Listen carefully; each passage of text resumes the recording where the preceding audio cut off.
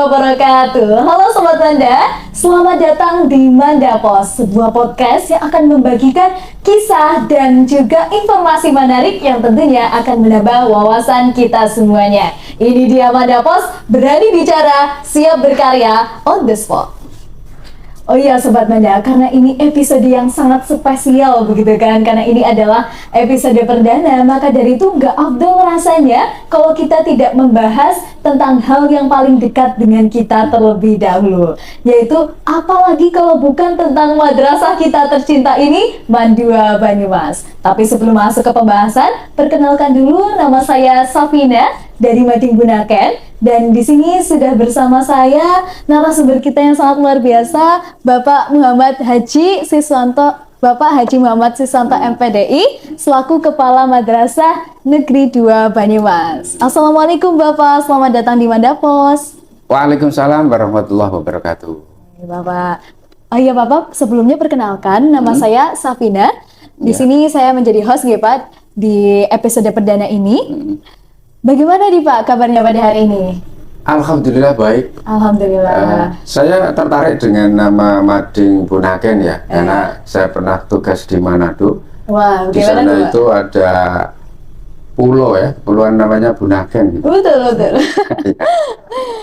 Nah, terus bagaimana nih Pak di tengah kesibukan Bapak saat ini? Tapi ini di bulan Ramadan Pak, apakah puasanya tetap lancar Bapak? Alhamdulillah. Alhamdulillah lancar. Ya kita harapkan semuanya lancar dong.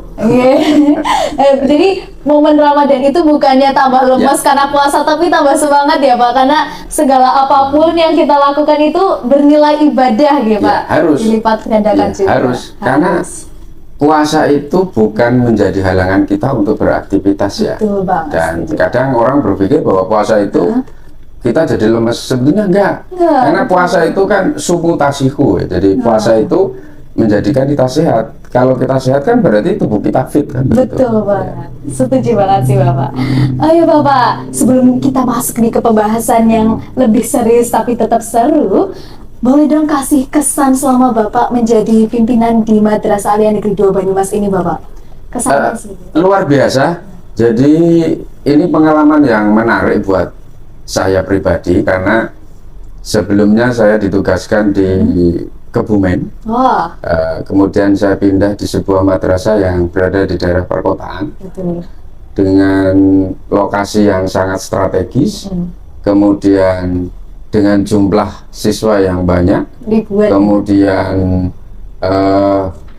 sarana prasarana fasilitasnya itu lengkap. Betul, itu menjadi tantangan buat saya pribadi sebagai kepala madrasah, terutama dalam rangka untuk meningkatkan prestasi ya, baik akademik maupun non akademik. Dan saya melihat bahwa progresnya itu luar biasa. 3 tahun setengah lebih ya saya di sini, itu banyak kemajuan-kemajuan yang dicapai, dan saya kira ini adalah merupakan sebuah kerjasama yang baik ya, antara Bapak Ibu guru, kemudian wali murid, kemudian anak-anak yang luar biasa karena mempunyai potensi, punya giroh atau semangat untuk maju. Gitu, ya. Oh iya Bapak, ngomong-ngomong soal madrasah nih Bapak, kita masuk ke pertanyaan yang paling sering ditanyakan orang-orang ketika ingin memilih sekolah lanjutannya nih Bapak, yaitu soal fasilitas sekolah. Kalau di madrasah ini sendiri, itu ada fasilitas apa saja ya Pak yang dapat menunjang kegiatan belajar siswa? Ya, jadi Mandua Banyumas itu madrasah yang menurut saya sudah sangat lengkap ya fasilitasnya. Satu, Mandua Banyumas itu kan oleh pemerintah yang berdasarkan SK Dirjen Pendidik itu ditunjuk sebagai madrasah vokasi. Jadi dengan kita sebagai madrasah vokasi itu ada nilai lebihnya dibanding dengan madrasah lain, karena di situ ada infrastruktur yang mendukung vokasi itu. Karena ada 8 program vokasi ya, dan di situ fasilitasnya sangat lengkap, didukung oleh guru, Bapak Ibu guru ya, SDM yang bagus. Ini dari sisi fasilitas di bidang vokasi. Mandua Banyumas juga mempunyai sarana prasarana yang relatif bagus. Kita punya ruang multimedia ya, di situ lengkap sarana prasarannya, bahkan ada videotronnya juga, dan itu saya kira di Jawa Tengah itu saya baru melihat ya fasilitas itu hanya dimiliki oleh 3 MAN. Mana saja tuh Pak Di kalau Jawa boleh tahu? Tengah, di MAN 2 Kudus, kemudian MAN 1 Surakarta, dan MAN 2 Banyumas. Ini luar biasa ya. Wah, tepuk tangan dulu Luar Pak, biasa. Mas Adi Banyumas. Jadi Waduh, MAN keren 2 sekali Banyumas berarti ya itu Pak. keren ya, Keren. karena di Jawa Tengah ini kita memiliki fasilitas yang tidak kalah dengan itu sekolah-sekolah bonafit ya di Jawa Tengah. Kita juga punya aula yang sangat representatif karena di situ bisa memuat banyak banyak kapasitas besar, banyak orang. Kemudian kita juga didukung oleh laboratorium yang lengkap, mulai dari laboratorium fisika, kemudian kimia, biologi ya.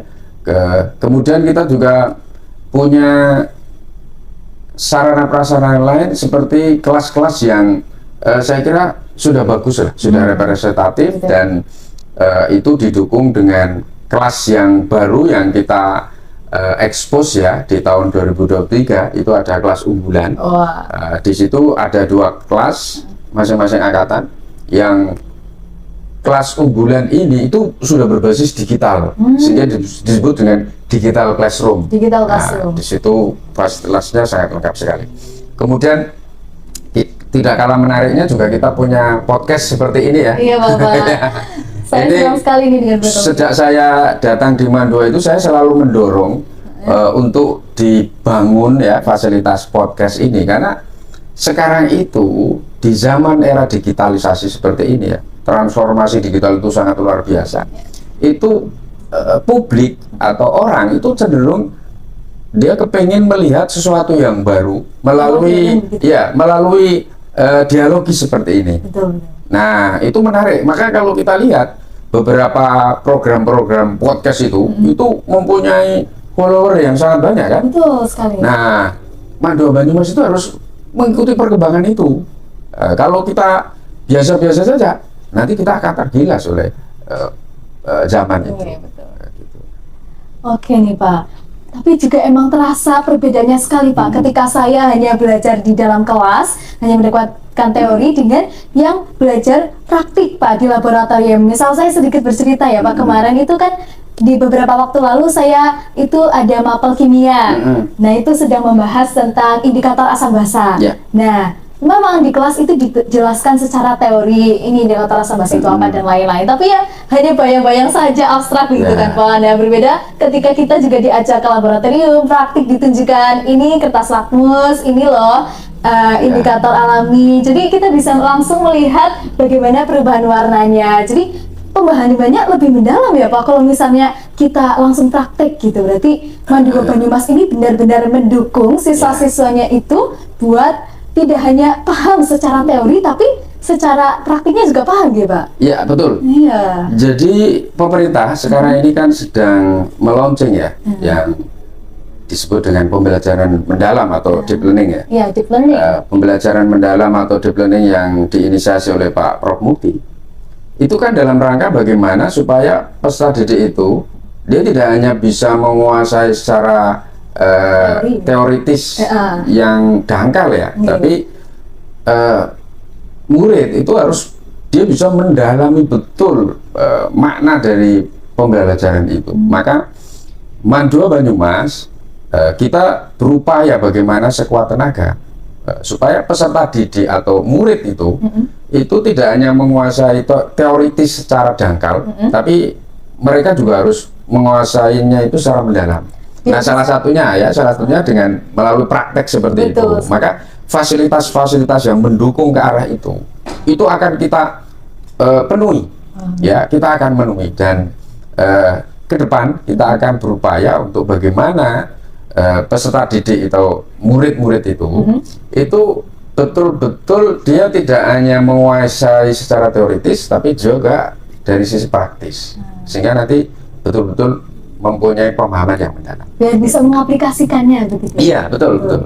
Karena salah satu ciri dari pembelajaran mendalam itu kan murid itu mampu mengaplikasikan secara praktis ya, dalam kehidupan di kelas, kemudian di luar kelas, kemudian di luar lingkungan madrasah. Betul sekali. Nah, ngomong-ngomong soal fasilitas yang lengkap nih, ada hal yang membuat saya itu tertarik Bapak, yaitu prestasi-prestasi yang telah diraih oleh siswa-siswi Madua Banyumas. Kan saya apa ya Pak, memantau sosial media Banyumas ya Pak, terutama Instagram itu sering sekali update mengenai prestasi-prestasi terbaru yang diraih oleh siswa-siswi Banyumas. Nah, ini saya sudah merangkum beberapa ya Pak. Ini di bidang riset nih Bapak. Yang pertama itu ada medali emas di Third Indonesian International Invention Expo. Kemudian ada World Youth Invention Award 2023. Kemudian ada First World Robotic for Peace 2022. Nah itu kan namanya ribet banget ya Pak. Berarti itu sudah taraf internasional ya Pak? Iya, betul. Wah. Jadi begini. Sejak saya masuk di Madua Banyumas itu, saya kira bisa di cross check ya dengan Bapak Ibu guru. Kita berupaya bagaimana peserta didik kita itu mempunyai prestasi di tingkat internasional. Karena sudah saatnya madrasah itu go internasional. Betul, mendunia nih Pak. Jadi madrasah itu harus mendunia. Betul. Kita tidak boleh mempunyai asumsi bahwa madrasah itu sekolah atau pendidikan kelas 2 gitu loh. Kita harus menjadi madrasah itu menjadi lembaga pendidikan yang terdepan. Betul sekali. Nah, maka dalam waktu yang sangat singkat kita berupaya bagaimana prestasi anak-anak Madua itu mungkin prestasi di tingkat global. Maka masih ingat ya dalam ingatan kita beberapa bulan kemudian ya kita bisa menjuarai kejuaraan robotik di Universitas Teknologi Malaysia. Wow, tepuk tangan dulu dong teman-teman. Udah di tingkat Malaysia. Namanya bukan ini ya Pak, satu sekolah gitu, tapi antar negara. Iya, ada antar negara. Itu apa ya, kompetisi internasional ya di negara jiran ya. Dan itu betul-betul kita sangat bangga karena dua tim yang kita kirim itu ada 2 medali emas yang kita. Wah, tepuk tangan lagi. Itu prestasi yang luar biasa yang menjadi apa ya, kunci pembuka prestasi di Madua Banyumas ya. Kalau orang bilang itu pecah telur ya. Iya, betul. Pecah telur. Nah, setelah itu kemudian diikuti dengan prestasi-prestasi yang luar biasa ya, yang lain. Misalnya kejuaraan bulu tangkis di Singapura. Oh iya, itu juga. Berarti memang di segala bidang. Iya itu. Kemudian riset yang tadi yang disampaikan itu juga kita punya kejuaraan yang bertaraf internasional.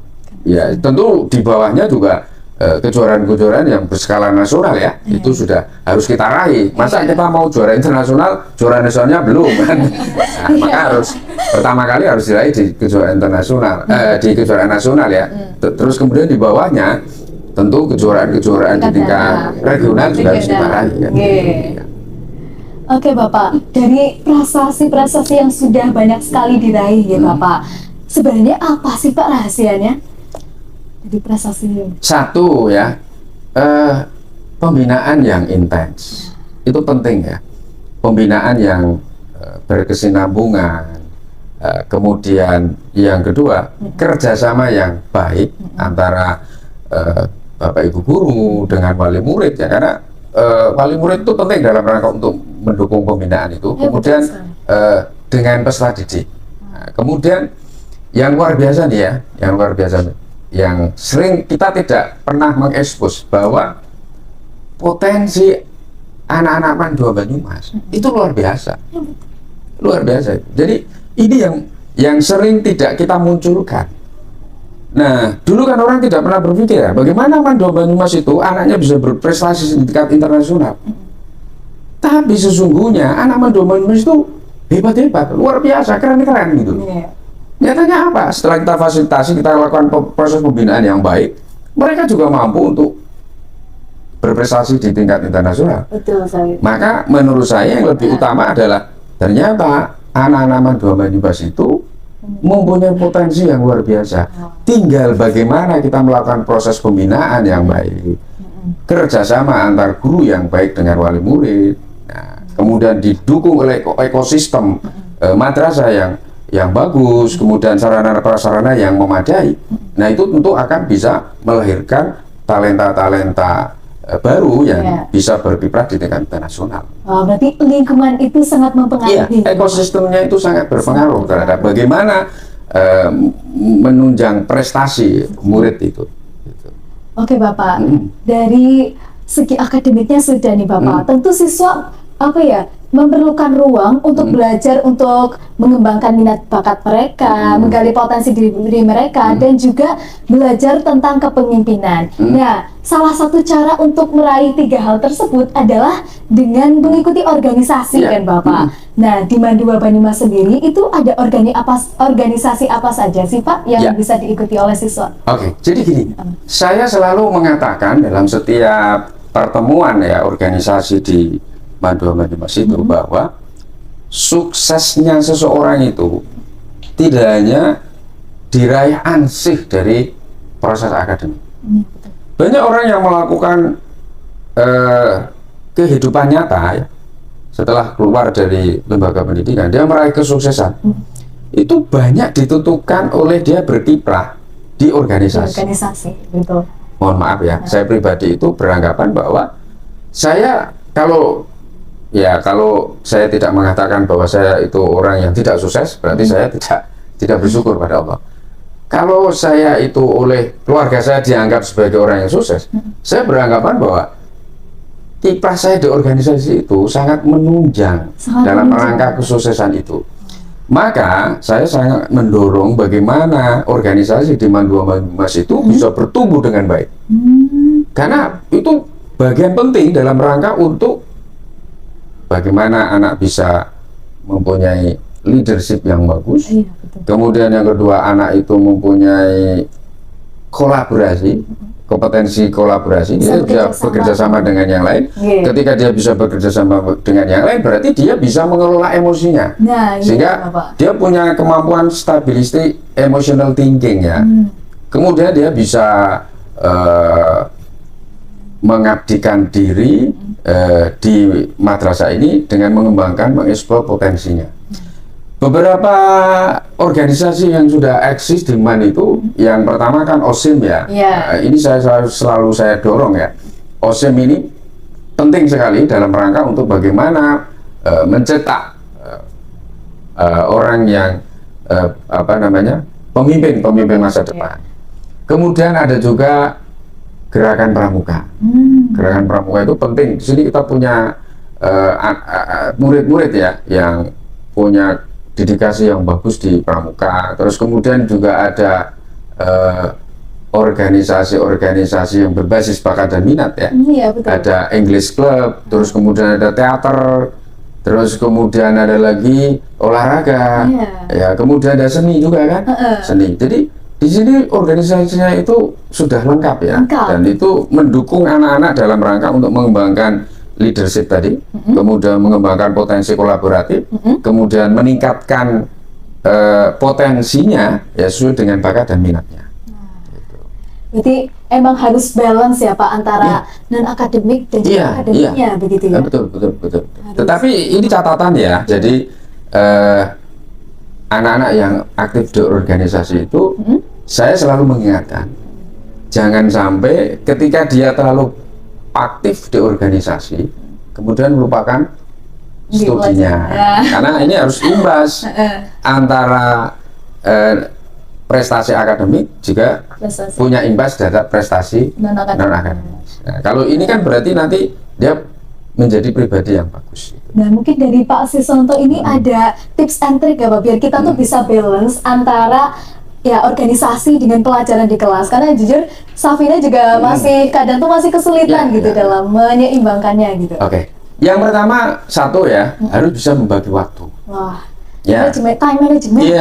Jadi manajemen waktu itu harus betul-betul dilaksanakan secara baik. Ketika kita belajar, waktunya belajar berarti belajar, terus kita konsen ke sana. Tapi ketika kita aktif di organisasi, berarti kita harus konsen juga di organisasi itu kan. Itu yang pertama. Jadi bisa membagi waktu yang baik. Kemudian yang kedua, kita harus mempunyai ini semangat ya. Maksudnya semangat itu punya giroh ya dalam bahasa Arabnya itu. Jadi semangat untuk belajar, meraih prestasi yang bagus, juga semangat dalam mengembangkan diri melalui organisasi. Jadi dua-duanya ini harus betul-betul secara sinergis, secara bersamaan, itu nanti bisa berjalan dengan baik. Beriringan gitu ya Pak, jangan meninggalkan satu sama lain gitu ya Pak. Jadi semangat. Nah yang terakhir, yang paling penting itu, ya ini yang paling penting ya, kita berdoa kepada Allah. Artinya usaha-usaha kita untuk mencapai prestasi di akademik, kemudian kita mengembangkan diri di organisasi itu mendapatkan ridhonya.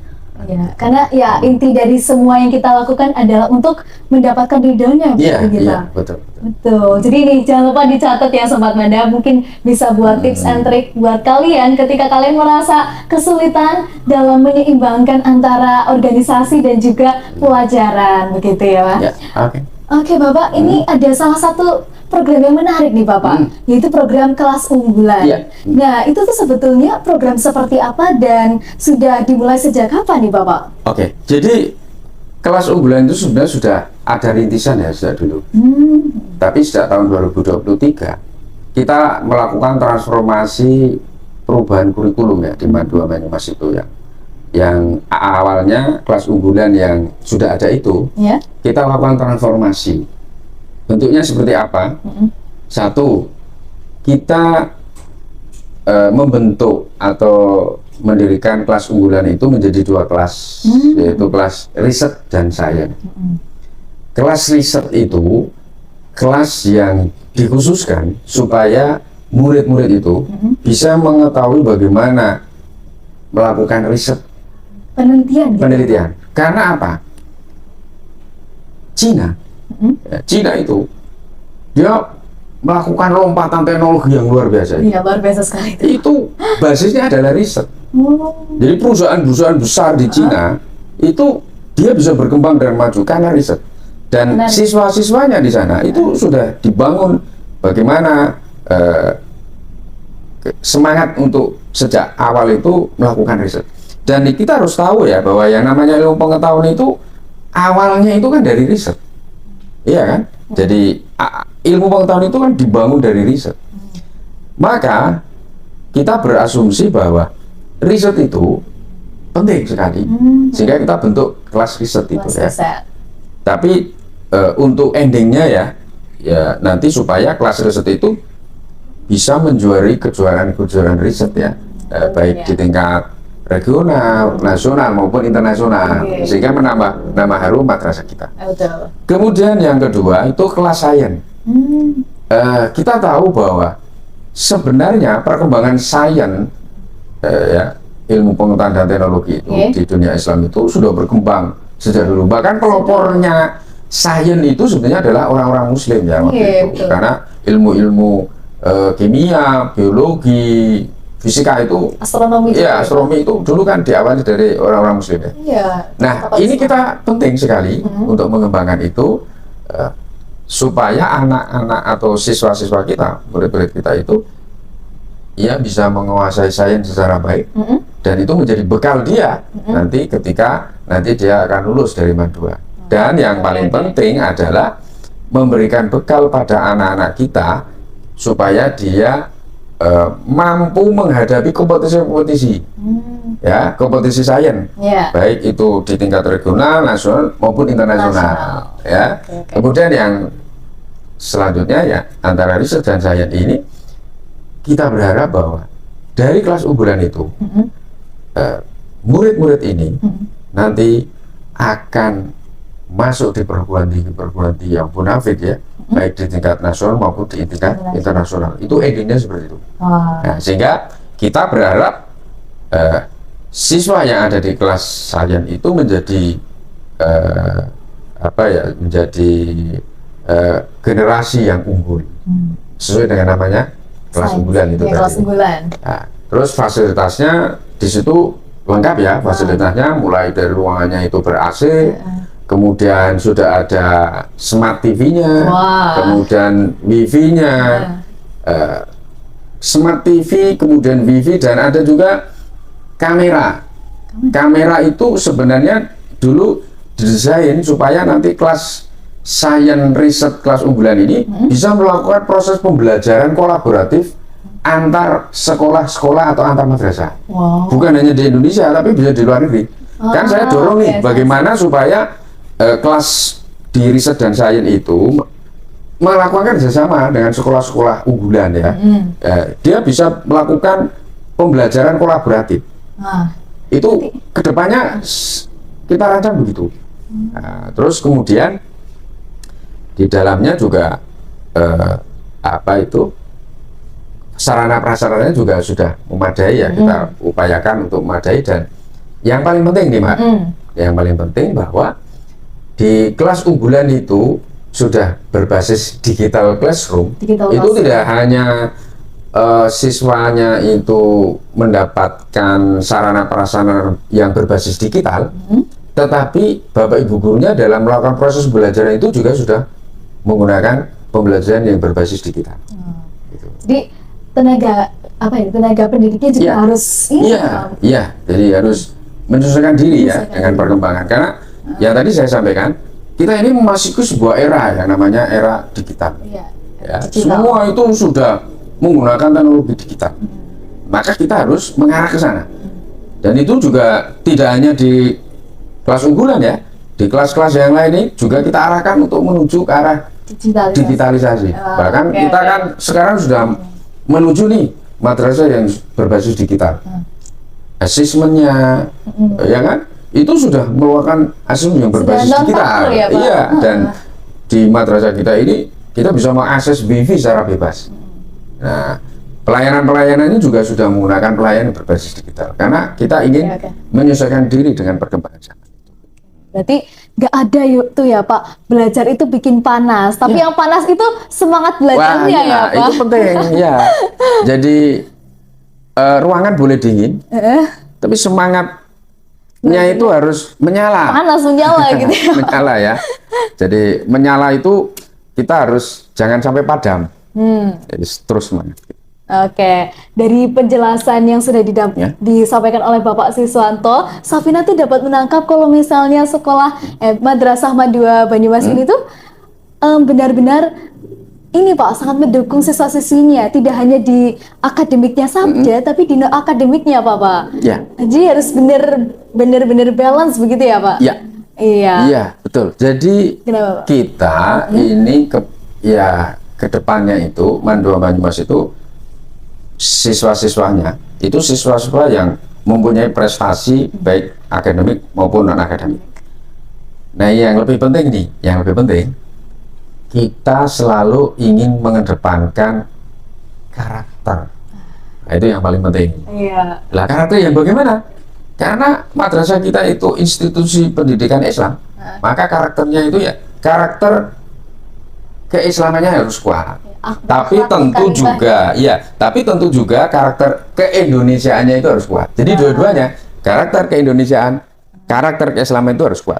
Maka dalam proses pembelajaran ya, dalam lingkup intra, kemudian dalam lingkup kokurikuler, dalam lingkup iklim atau budaya madrasah, itu karakter keindonesiaannya itu harus ditonjolkan. Karakter keislamannya itu harus ditonjolkan. Jika anak-anak itu mempunyai jiwa nasionalisme dan jiwa keislaman. Nah, itu penting. Makanya hal-hal yang sudah kita laksanakan adalah bagaimana menanamkan nilai-nilai nasionalisme itu melalui pembelajaran. Siswa diajak untuk menyanyikan lagu-lagu nasionalisme. Kemudian bagaimana siswa juga diarahkan untuk merenungi perjuangan para pendahulu kita, para pahlawan kita. Itu penting. Kemudian karakter keislaman dalam proses pembelajaran itu harus berupaya bagaimana pembelajaran itu yang islami. Nilai akhlakul karimah dikedepankan. Kemudian sholat jamaah. Jadi hal-hal yang sederhana itu sangat menentukan ya Bapak. Iya. Jadi misalnya kita ketemu dengan Bapak Ibu guru, Iya. melakukan musafaha. Itu bagian dari penanam nilai karakter keislaman. Betul sekali. Justru dari hal yang sederhana yang sering kita lewatkan malah itu Ya. bagian pentingnya gitu Pak. Betul. Orang kadang berpikir begini, loh apa sih kita kok melakukan nyanyian lagu nasional? Nah iya itu Bapak saya. Justru dengan kita menyanyikan lagu-lagu nasional itu akan secara tidak langsung tertanam dalam diri kita. Oh, kita ini anak Indonesia. Oh, kita ini anak Indonesia yang mewarisi perjuangan para pahlawan. Betul. Pahlawan saja dulu ketika memperjuangkan Indonesia itu taruhannya nyawa. Maka kita sebagai penerus cita-cita para pahlawan, bagaimana kita jangan mengecewakan pejuang-pejuang yang mendahului kita itu. Bukan Betul begitu? sekali. Oh iya Pak, yang satu hal yang saya notice di logo Madua Banyumas sendiri itu tulisannya berkarakter ya Bapak. Iya. Berarti emang karakter ini emang bagian penting sekali dalam pembelajaran begitu. Iya, tentu. Sebelum kita melakukan upaya bagaimana meningkatkan prestasi baik akademik non akademik itu, justru yang kita utamakan adalah bagaimana penguatan karakter, penguatan karakter keislaman, karakter Indonesia itu penting, ya. Nah, kalau karakter ini sudah tertanam dalam diri murid beserta diri kita, maka ketika kita mau mengembangkan potensi untuk menuju prestasi akademik dan non akademik itu nanti akan berjalan dengan baik. Oke. Wah luar biasa sekali ya teman-teman penjelasannya. Jadi madrasah ini beneran luar biasa sekali ya Pak dalam mendukung siswa-siswinya untuk berprestasi, beretika begitu kan Pak. Ya. Nah mungkin sebelum kita tutup nih Pak podcastnya, mungkin dari Bapak ada kata-kata hari ini atau quotes of the day nggak Pak, biar Sobat Manda yang lagi nonton, mungkin yang lagi males jadi semangat, yang udah semangat nih jadi tambah semangat nih Pak. Ada kata-kata hari ini nggak Pak? Ya, oke. Bermimpilah cita-cita kalian setinggi langit. Orang berhasil itu diawali dari mimpi. Bermimpilah untuk bercita-cita setinggi langit. Ketika kita bermimpi untuk bercita-cita setinggi langit, ketika kita jatuh pun, maka kita akan jatuh di bintang-bintang. Wih, berarti itu ya teman-teman, semangat saya langsung Ya. membara nih teman-teman. Berarti kalau kita jatuh di bintang, berarti kita masih jadi bintang dong. Iya masih bagus, Ya kan? masih tinggi gitu ya Iya, Pak, cita-citanya. iya. Yang paling penting itu ya, Gimana? semangat. Semangat dalam belajar, dalam Ya, berprestasi, begitu ya Pak. Terima kasih ya Bapak Oke, telah oke. berkunjung ke Mandapos ini. Semoga penjelasan dari Bapak Siswanto ini dapat membawa manfaat bagi kita semuanya ya. Dan bila dari saya atau Bapak Siswanto terdapat kesalahan kata mohon dimaafkan.